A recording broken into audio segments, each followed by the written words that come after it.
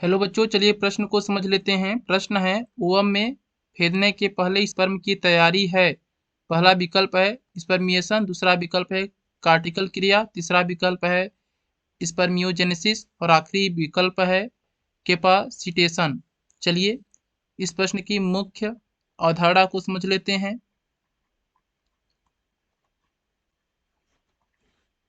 Ovum में भेदने से पहले ओवम में भेदने से पहले भेदने से पहले स्पर्म की तैयारी, स्पर्म मतलब शुक्राणु की तैयारी। चलिए समझते हैं। वीर्य सेचन होता है।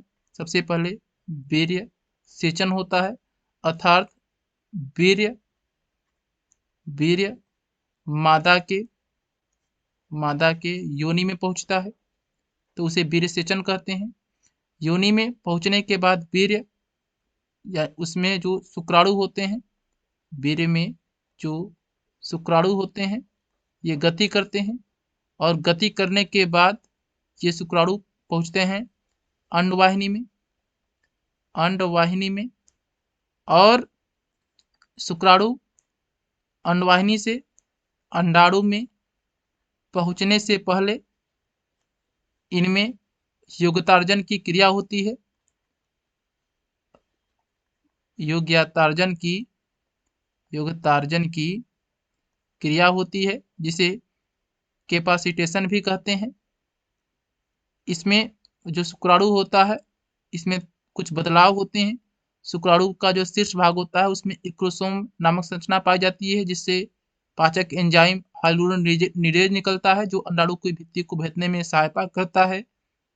तो शुक्राणु अंडाणु को भेदने से पहले योग्यतार्जन की तैयारी करता है। चलिए विकल्प को देख लेते हैं।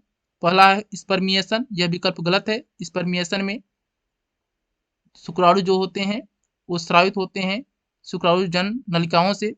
दूसरा विकल्प है कार्टिकल क्रिया, यह भी विकल्प गलत है। कार्टिकल क्रिया अंडाणु में होती है, ओवम में होती है। जब एक शुक्राणु जब अंडाणु में प्रवेश कर जाता है तब कार्टिकल क्रिया होती है, जिसके बाद जो अंडाणु की बाहरी परत होती है कठोर हो जाती है और अन्य शुक्राणु अंडाणु में प्रवेश नहीं कर पाते हैं इस क्रिया के बाद, कार्टिकल क्रिया के बाद। तीसरा विकल्प है स्पर्मियोजेनेसिस, यह भी विकल्प गलत है। स्पर्मियोजेनेसिस ऐसी क्रिया है जिसमें स्पर्मेटिड से शुक्राणु बनते हैं। आखिरी विकल्प है कैपासिटेशन, यह विकल्प सही है।